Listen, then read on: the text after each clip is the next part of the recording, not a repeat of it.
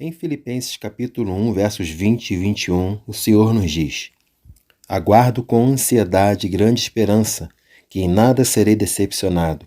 Pelo contrário, com toda a intrepidez, tanto agora como em todos os dias, Cristo será engrandecido no meu corpo, seja durante a vida ou mesmo na hora da morte.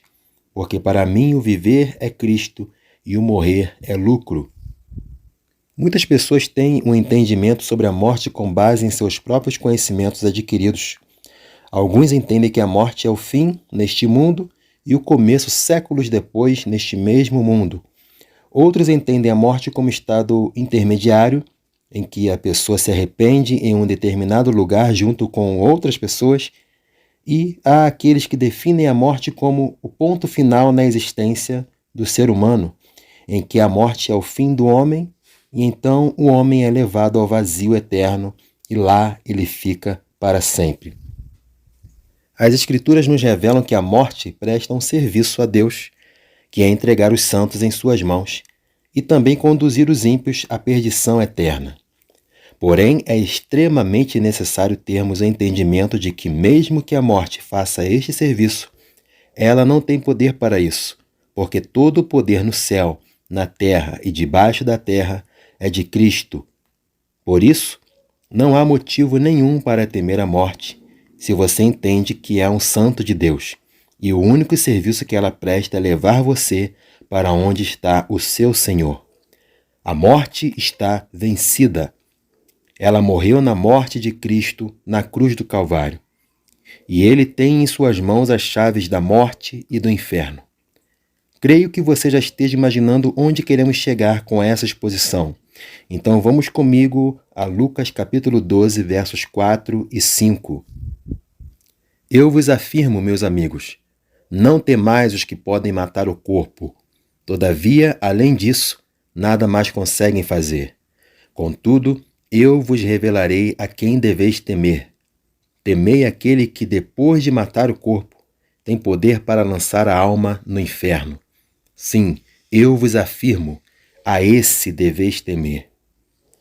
Então, aqui no verso 4, Jesus nos afirma que nós não temos motivos para temer os que podem matar o corpo, porque eles não podem fazer mais nada além disso. Mas o que mata o corpo? Os homens, sim. Mas além dos homens, o que mais mata o corpo, e que é uma doença quase que comum nos seres humanos? O câncer. Talvez consigamos fugir dos homens, mas do câncer é praticamente impossível, porque todos nós temos células cancerígenas que podem se desenvolver ou não, mas estão lá. Porém, o Senhor nos revela que tanto o homem quanto o câncer e outras doenças só podem matar o corpo e, além disso, nada mais conseguem fazer. O objetivo dessa exposição é sermos conduzidos pelo Espírito no entendimento de que a única morte que vale a pena é a morte por causa de Cristo. Cristo é a única pessoa, o único homem pelo qual vale a pena morrer. E no verso 5, Cristo nos revela que há alguém superior à morte, e a ele a morte presta um serviço. Vamos ler novamente o verso 5. Contudo, eu vos revelarei a quem deveis temer. Temei aquele que, depois de matar o corpo, tem poder para lançar a alma no inferno. Sim, eu vos afirmo, a esse deveis temer. Então, a única pessoa em toda esta era e nas outras que virão, que é digno de temor, é Deus, e não a morte. Isso explica o que Cristo diz a João em Apocalipse capítulo 1, verso 18. Eu sou o que vive, estive morto, mas eis que estou vivo por toda a eternidade, e possuo as chaves da morte e do inferno. Ele tem em suas mãos a morte e o inferno. Então, a quem você deve temer? A morte ou o inferno?